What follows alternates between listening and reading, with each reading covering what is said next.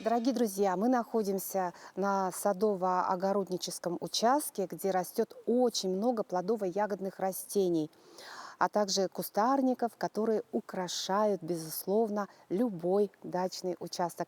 А именно вот сегодня, где мы находимся. Наш собеседник очень интересный. Это молодой специалист, садовод, но по профессии эколог-лесовод Роман Григорьев. Роман, здравствуйте. Добрый день. Сегодня будем говорить о очень полезном растении, Это малина, Малина. садовая малина. Как за ней ухаживать, как добиться того, чтобы малинник просто вот радовал урожаями, цветением. Ну, во-первых, добрый день всем, здравствуйте. Во-первых, надо, конечно, спланировать.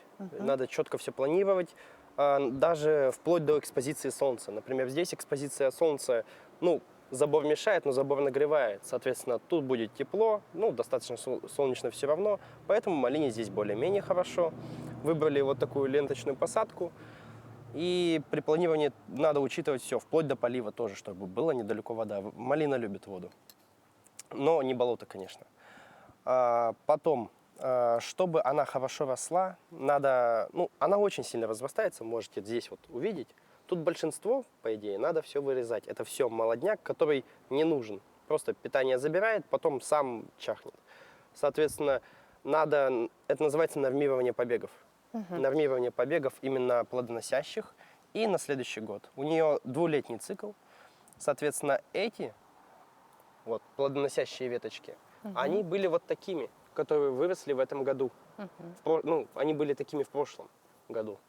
Соответственно, вот их надо, вот молодых, на следующий год вырезать и оставить немного. На одном кусту около 7 вот таких вот побегов, чтобы на следующий год они плодоносили. Больше будет уже проблемно, потому что они друг другу будут мешать. А малина, по идее, не болеет и вредителей на ней нет. Но если она загущается, это начинаются болезни, которые у всех есть. Просто они не выходят, если она нормально себя чувствует и есть иммунитет. У вас сейчас в руках инструменты. Ну, да. Что мы сейчас покажем? Вот обрезку, да, Ну, малины? это излишек, конечно, для малины. Ну, представим, что это секатор. Секатор был потерян несколько дней назад. Ну, тоже возьмет ножницы. Во-первых, нужна обрезка по весне обрезка, потом летом обрезка, потом осенью обрезка. Летом обрезка молодых, вот оно обрезалось все, вот эта молодь вся выходит. Тут сколько? Ну, 100-200 побегов выходит. Из них надо оставлять сколько? Ну, от силы штук 20. Самых сильных, все остальные вырезаются. Потом она еще раз выходит, и уже в середине лета тоже надо обрезать. Ну, вот, например, сейчас. Потом по осени вырезаются старые побеги, вот такие вот, и остаются только молодые на следующий год. Соответственно, сейчас надо обрезать вот эти все молодые побеги. Вот такие вот. Ну, хилый, маленький, есть и получше. То есть все равно они потом будут обновляться. То есть каждый куст можно обновлять бесконечное количество Бесконечно. раз. Еще есть и технология шагающего куста. То есть вот куст здесь основной, но тут, например, уже он... Есть такое свойство Вот это растений. материнский, да, куст? Это материнский, да. А это уже детки пошли. Детки. Но дело в том, что бывает устаревание кустов. Ну, все растения, ничто не вечно под луной, как говорится, поэтому надо обновлять. Обновлять как? Например, справа выросли новые побеги, а этот куст уже забрасывается, вырезается полностью, и там будет новый куст. Соответственно, следующие 7-8 лет. Это называется шагающая, ну, технология шагающего куста. Дальше идти. Ну, как интересно. Право или налево. То есть, получается, без жалости... Ой, она Да, же... колючая. Она колючая. Конечно. Малина. Да, вот. И получается, что вот этот весь молодняк, нужно его срезать. Оставляет только самые мощные, самые лучшие. Можно оставить, ну, с запасом штук 10-15, а по осени уже из них выбрать самые лучшие и оставить штук 7, ну, максимум 8. Самые лучшие это как? Какие они должны быть? Самые Сильные. высокие, с диаметр, чтобы был, Толстенький да, был ствол. большой. Но они бывают вот такие вот, на даче они вот такие вымахивают. Ну, зачем такие? По свойствам, что, ну, просто банально притяжение земли, и наверху плодоношения особо нет. Поэтому обычно вырезается по уровню глаз, если она выше вот уровня глаз, вырезается по уровню глаз. Ну, и так собирать намного удобнее. Ну, Очень конечно, интересно. уровень глаз у всех разный, но в среднем вот где-то вот так. Вообще малину называют таким вот агрессором, Да, весьма. который может захватить весь огород, если не принять каких-то мер, не предпринять. Да. Вот превентивные мероприятия как? Вот, то есть она должна сидеть отдельно в грядке какой-то? Да, ну здесь превентивных мер это не понадобилось, потому что тут бетонка. Просто Мгм. посадили на той стороне и все. Мгм. Но если Ну, у вас, не у например, всех есть бетон. да, если, например, у вас огород и вы хотите, чтобы малина дальше не шла, Мгм. обычно вкапывают что-то типа шифера или поликарбоната Мгм. На какую на глубину, Глубину. около 30 сантиметров, Мгм. чтобы уже с запасом. Ниже корни И не то есть бывает. в определенном участке, который вы выбрали, Да, нужно именно так. обязательно выбрать еще раз. Это должно быть солнечное место такое, Солнечное место. И чтобы обычно делают шпалерное. То есть, Мгм. если хотите еще больше урожая, то делают шпалерами. Шпалеры это 5 кустов сажаются на там, метр-полтора друг от друга. И по краям делаются эти да? Столбики. столбы. Так. На столбах делаются поперечины, через эти поперечины делаются веревки. Ну, Мгм, там натягиваются. леска или что. И вот эти вот, Мгм. они привинчиваются к веревкам. Так. Соответственно, они все нагнуты, Мгм. посередине идут молодые на следующий год. Мгм. Соответственно, тут и собирать хорошо, удобно. И уход. И лучше. уход намного легче, То есть уже конечно. видно, да, какой вот старенький Да, ствол. шпалерами намного удобнее, но если его опять же делать, вот я на даче, сколько пересаживал, лет 8 назад или 9, я неправильно выбрал экспозицию солнца. То есть, соответственно, вот солнце так идет, а у меня первый ряд, потом второй ряд, третий ряд.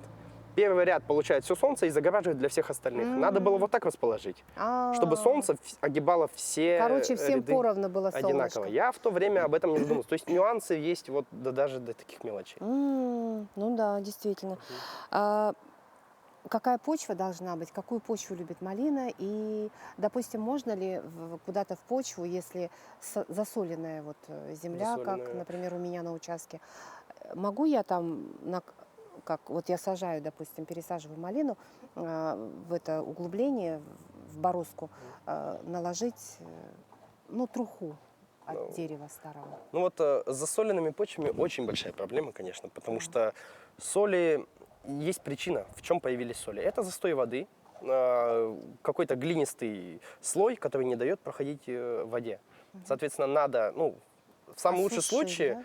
как-то осушить, то есть протянуть канаву, выложить ее лутросилом, и там, туда щебни накидать. Это будет канава, которая будет отводить талые воды, вот, ливневые воды. И постепенно через 3 года соль уйдет.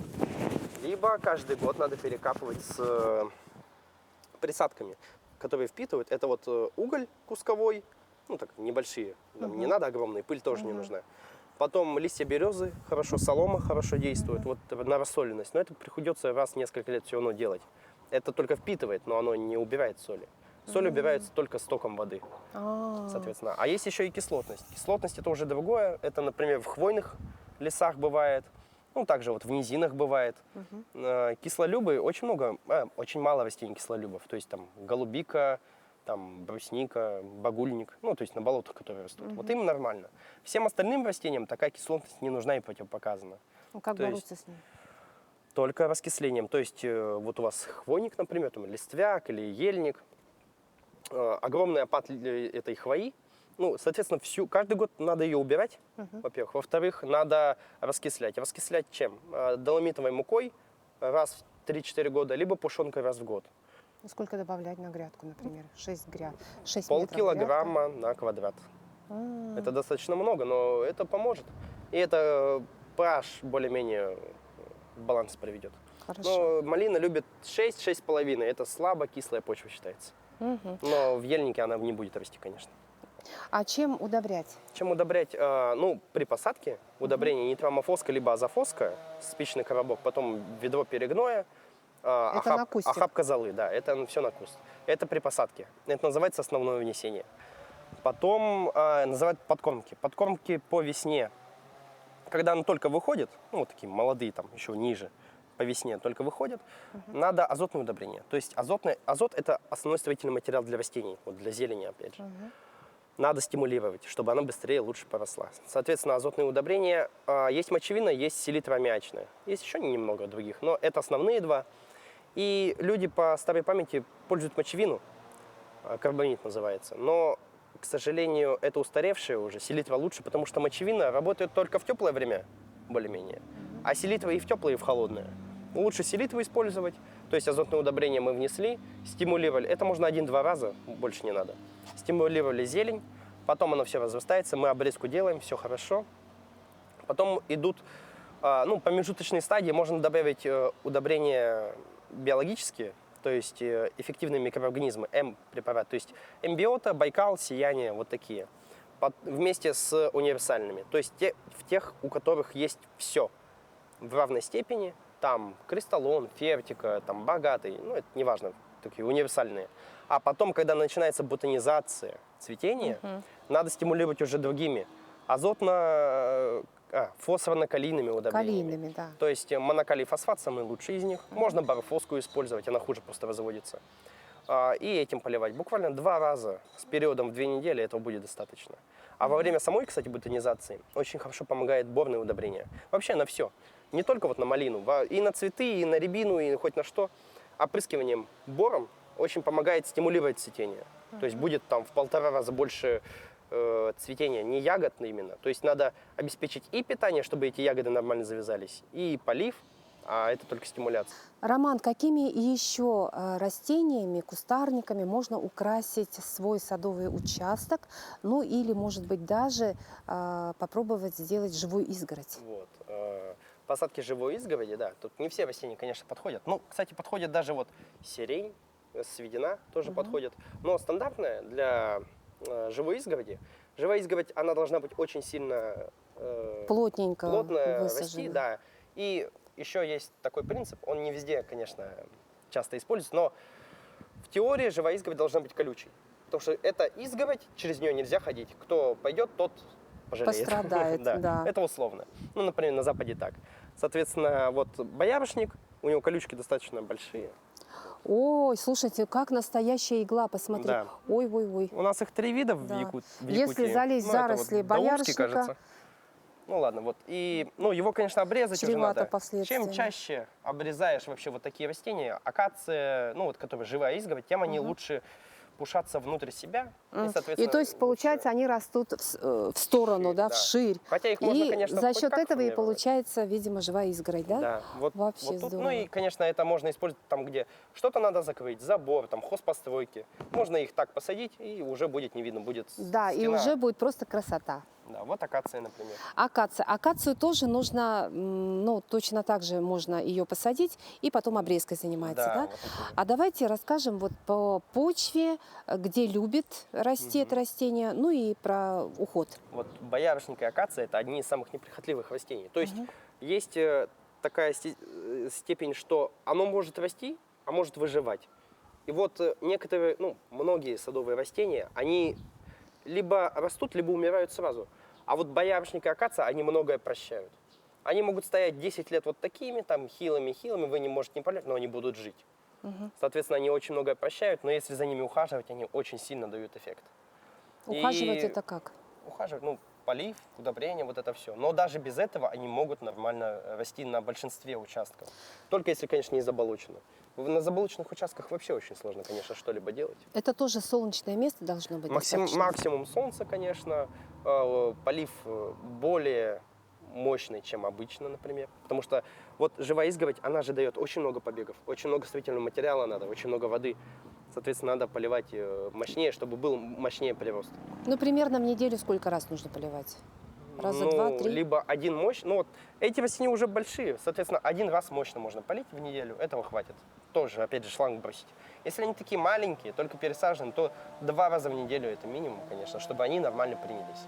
Но сегодня Роман будет заниматься обрезкой акации и покажет сразу, как это делать. Акация это тоже декоративное растение. Да, весьма декоративное. Оно используется как солитер, то есть солитер – это посадка одного растения отдельно стоящего. То есть оно должно быть высоким, красивым, либо как живая изгородь. То есть вот тут живая изгородь, она не подрезана, сейчас я ее обрежу, и вы увидите, как вот это достаточно красиво смотрится. Хорошо. Все, поехали. Так, примерно. Ну, то есть мы не жалея, как говорится, Не да? жалея. И Чем больше стрижешь, тем более такие крупники, тем больше они дают прироста потом. Надо, конечно, сначала вот увидеть, я не прицеливался, потому что и так уже понимал, но надо прицелиться как вот в эту проекцию, в Чтобы эту ровно, проекцию, да, я хочу было? тут Мгм. прямоугольник. Ну, то есть Понятно. просто вот стандартно. То есть цветок будет прямоугольной, вот это растение будет прямоугольной Да. формы, да? И чтобы они не выходили за пределы, соответственно. Мгм, мгм. Я И уже... все лишнее вы убираете Да, это незачем вообще. секатором или такими достаточно Да, ну такими молодые побеги, сильными конечно, ножницами можно и можно обычными, да. поработать. Но если, конечно, какие-то крупные ветки уже выросли, то там, конечно, либо секатор, либо уже пила. Там вот огромный ствол. Ой, какие интересные у них, как сказать, это вот семена, да, уже? Да, это семена. Акация относится к бобовым растениям, то есть родственник гороха, банально. Да-да-да. Как- Поэтому это вот, ну, скоро эти стручки созреют, они еще немного не созревшие. Можно собрать урожай, и они отлично всходят. Да? Главное, чтобы они вот померзли немного.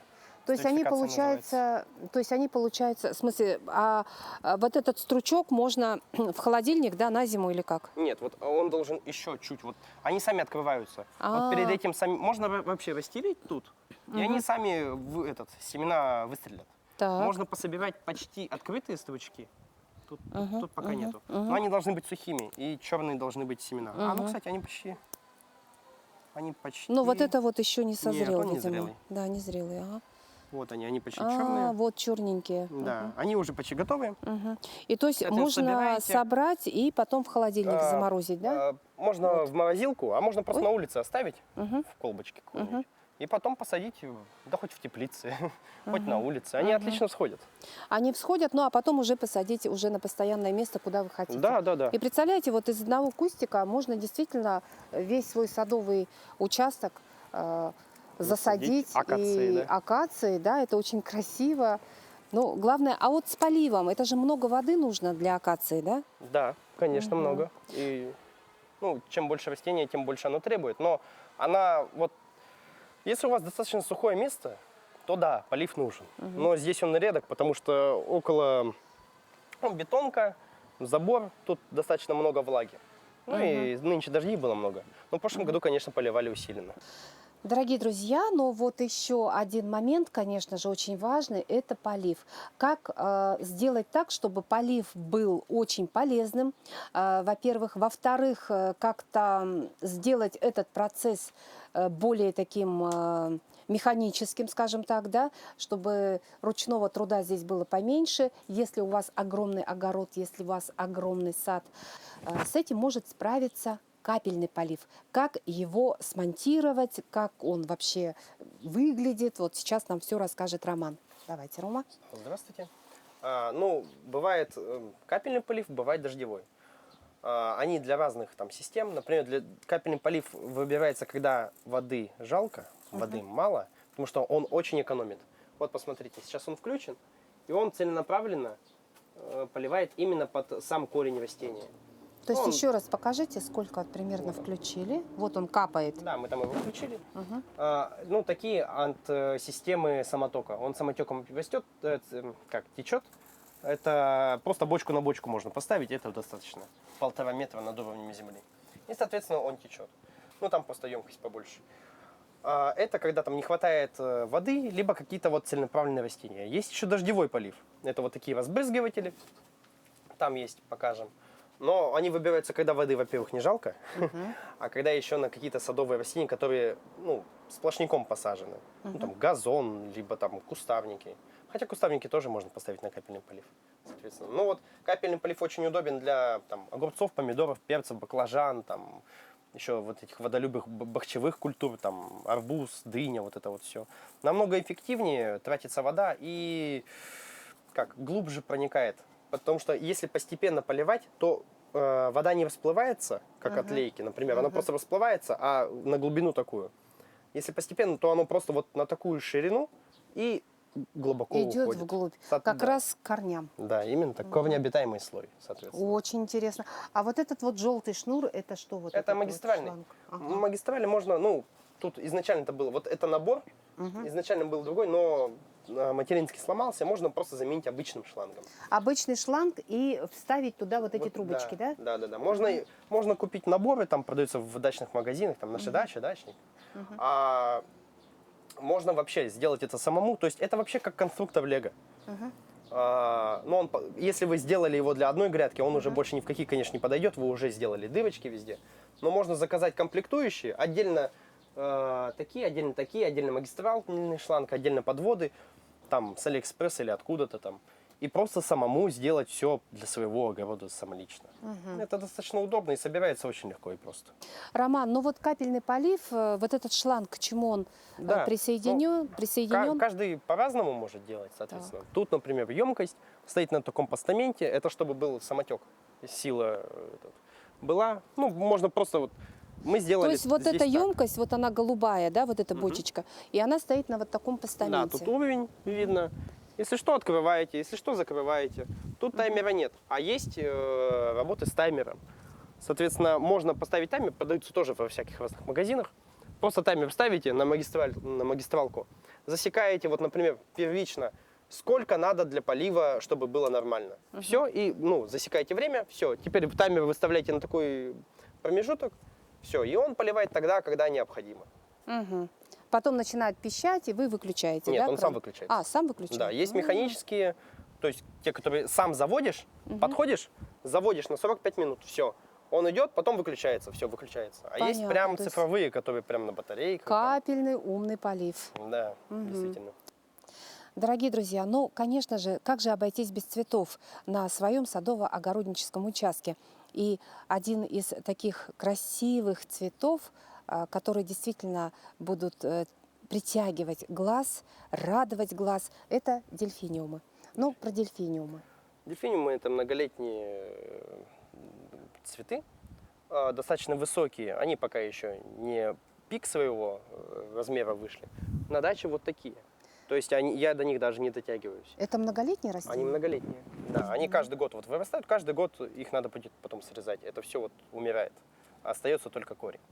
Корень все увеличивается в размерах постепенно. Вот Им где-то 4 осенью, года или 5. 4 года, вот осенью до какой поры вы должны сделать стрижку этих дельфиниумов? Когда они полностью отомрут, но это уже глубокая осень, это конец сентября, начало октября, они уже вот пожухлые, их можно состригать. Состригать и как? Ну, выкидывать. примерно покажите, как. Оставлять пеньки, вот такие вот. Сейчас-то рано еще состригать. То есть получается вообще от Ничего вот не этого остается, куста да. не будет, да. А потом он Но заново зато на вырастает следующий весной. год он опять будет Да. вырастать. И главное, что есть огромное количество разновидностей окрасок, самых разных. То есть вот тут такие, а бывают махровые, бывают прям вот такие цветоносы, самые разные. И там, проблема в том, что собери семечко с этого цветка, семечко вырастет не таким цветом. А каким? Да, любым. Потому что у них вот перемешивание генов огромное.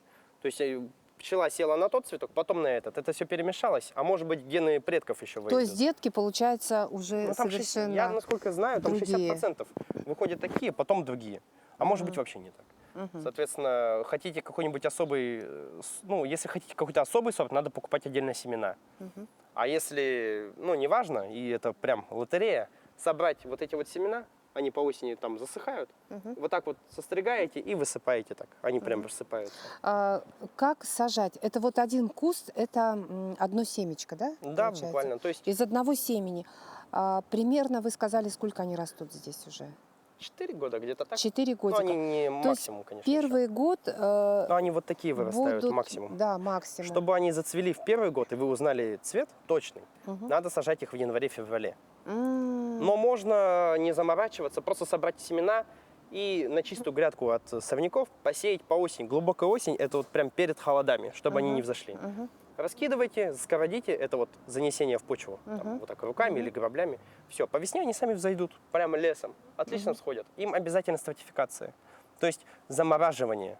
То есть как раз наша зима и справиться с этим либо, делом. если Либо дома, в холодильник. в морозильник. В морозильник даже. Да. То есть, получается, вот этот маленький отросток нужно, вернее, семечки заморозить в холодильнике, в морозилке. Да. А потом уже сеять. Минимум 3 месяца должны в морозилке пролежать. Хорошо, если мы как бы совсем, знаете, в январе это как-то вот про огород, еще как бы рано задуматься, наверное, можно, да? Летом, да? Можно чуть попозже. Примерно когда вот массово сажают огородники, чтобы... пускай, ладно, пусть будет он без цветочков пока в этом году, зато на следующий год меня порадует. Примерно когда? Тогда в мае можно посадить. В мае даже можно, Да. да?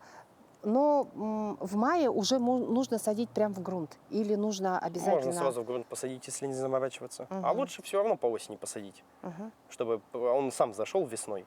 Все, это будет отлично. Вот я посеял, у меня много дельфиниумов, я посеял на грядку, они взошли прям, ну, лес. Так, а потом вы их пересаживали?